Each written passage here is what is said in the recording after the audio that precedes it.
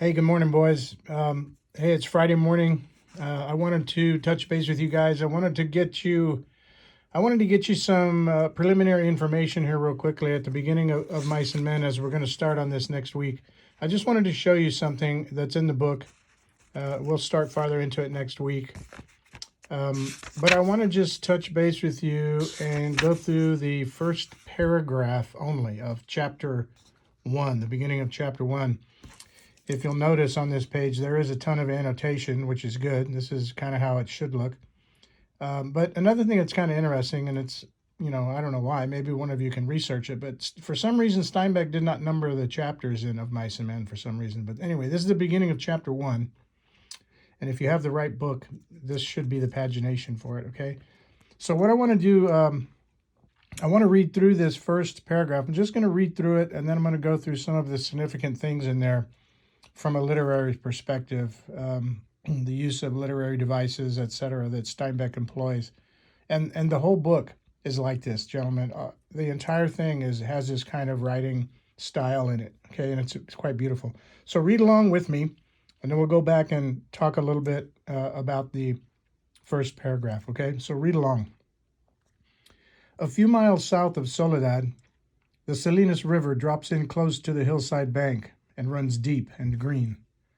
The water is warm, too, for it has slipped twinkling over the yellow sands in the sunlight before reaching the narrow pool. On one side of the river, the golden foothill slopes curve up to the strong and rocky Gabilan Mountains. But on the valley side, the water is lined with trees, willows, fresh and green with every spring, carrying in their lower leaf junctures the debris of the winter's flooding, and sycamores with mottled white recumbent limbs and branches that arch over the pool.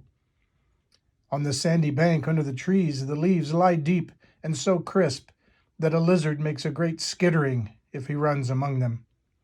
Rabbits come out of the brush to sit on the sand in the evening, and the damp flats are covered with the night tracks of coons, and with the spread pads of dogs from the ranches, and with the split wedge tracks of deer that come to drink in the dark. Okay, so right away, it's easy to see the imagery that Steinbeck employs. There are sensory verbs in here, very descriptive sensory words that describe what's going on. It's auditory, it's visual. There is some alliteration here early in the paragraph. The water is warm too, for it has slipped twinkling over the yellow sands in the sunlight, okay? The letter S is alliterated there.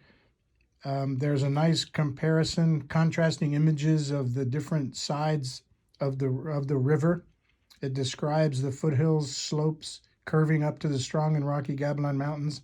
And then on the valley side, it's lined with trees, and he does a beautiful job of describing the willows and the sycamores, okay?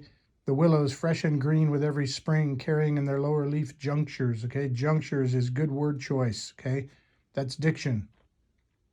A juncture is where something is joined together or comes together. So Steinbeck is describing the ends of the branches where the debris from the previous winter's flooding is still there and hanging there in the branches.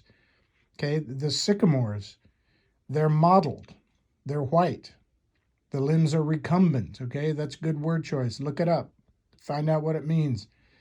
And the branches also arch over the pool. A ton of description, boys. And this is one of my favorite words in the whole book.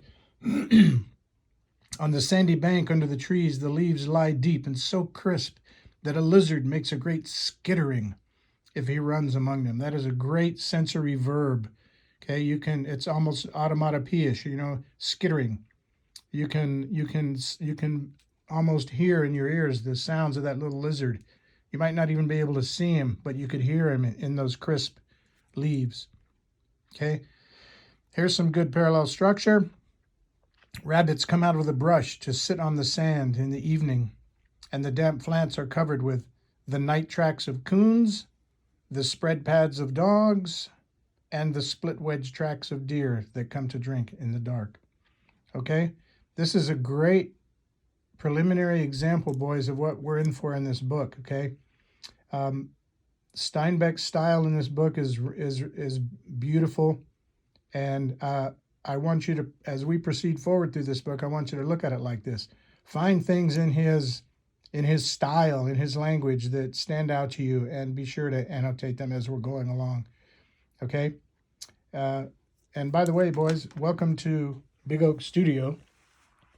This is my studio in my room here at home. I record here. I do some just home stuff, but you can see that. But it's nice and quiet in here. Okay? All right, guys. You guys did a good job this week and last week. So keep an eye on Google Classroom as we continue to move forward. And like always, if you have some questions or issues about what's going on, please send me a note or something. Get in touch with me somehow, okay? I'll see you guys. Hang in there.